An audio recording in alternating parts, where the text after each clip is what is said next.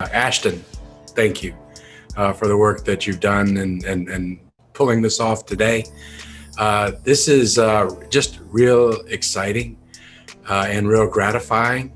I'm going to stop and end in the same place. I want you to know that Diane and I went online and have donated to the Central Texas Collective for Racial Equity so that we would be among the first. And I hope that folks in the community join in this effort. This is really important work that's already begun, and it needs to move forward. So it's an honor to join today in this important work to dismantle institutional racism and systemic inequities. This particular initiative began with the shooting of David Joseph, a 17-year-old African-American child who was running down the street naked and was shot and killed by an APD officer. At the time, there was a lot of outrage in the community. Too many times we found ourselves in that same or similar place. And kind of reflexively, our community was moving to gather people together for a serious and important soul-searching conversation, meaningful conversation. And at that point, I couldn't do that again. We were having too many soul-searching, serious conversations after incidents like this. We needed to do something different, something that would change this. That event, I think, became a signal to all of us that this just could not continue in our city, and we had to get really clear, not redefining the problem, but actually searching for and implementing constructive action and solutions. That's why we formed up the Mayor's Task Force on Institutional Racism and Systemic Inequities. The goal was to take a look not only at criminal and civil justice and policing, and certainly that investigation needed to go there, but it needed to look at access to capital and housing and healthcare delivery. It needed to look at all aspects of our lives, because that institutional racism and those systemic inequities exist everywhere. So modeled after the work that President Obama had done, where he convened on policing a task force and gave the task force a really short period of time to actually come back with real specific solutions, we did the same thing here. I remember at the time, and it's interesting given the conversations that we've had this summer and the community gatherings this summer, I had a lot of people call me and say that they thought it was a great idea and they wanted to participate if only I would call it something other than institutional racism. And I asked why, and I was told it was too inflammatory, too incendiary, that people wouldn't participate because of the words. And boy, I tell you, that just increased the resolve. You can't solve something if you can't actually call it by its name. It's encouraging to see the discussion we've had this summer where people are using the words readily now. And it just shows us that now that you can use the words, now you need to be able to act on it. And that's what this is. The work of that task force was the catalyst for what we're seeing now. It's a heightened awareness of the problem in the very fabric of our community.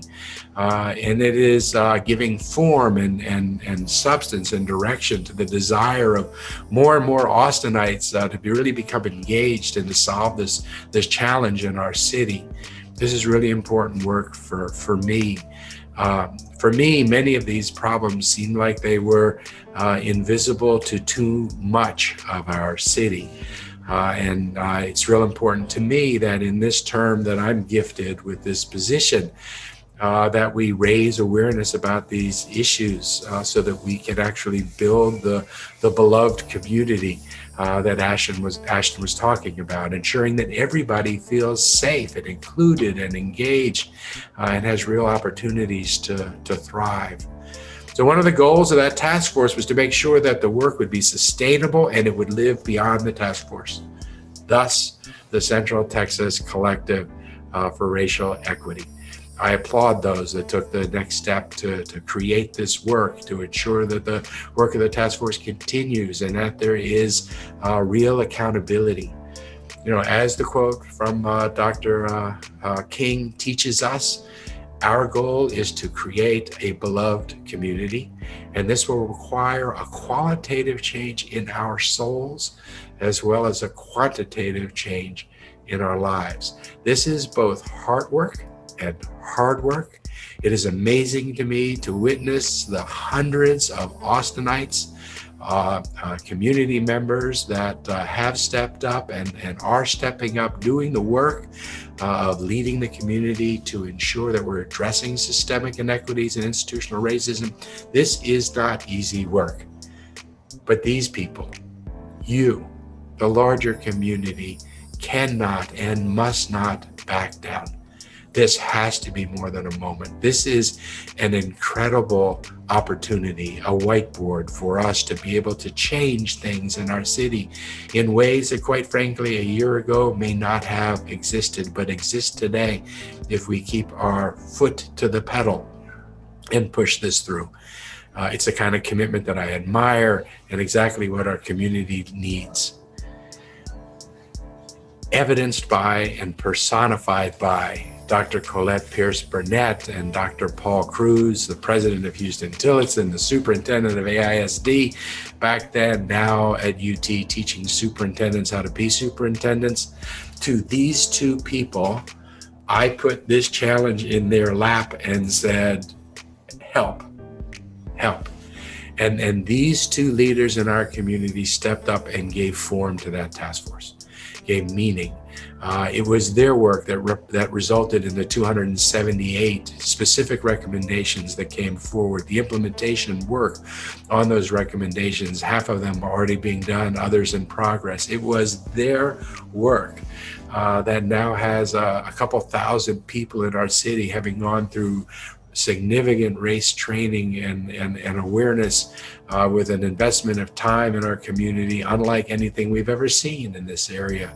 I am so appreciative of Dr. Burnett and Dr. Cruz for their gift they have given to this community, and a gift that now with this collective will keep on giving. You guys are heroes to me and to this community, and I think I now get to turn over the dais to them.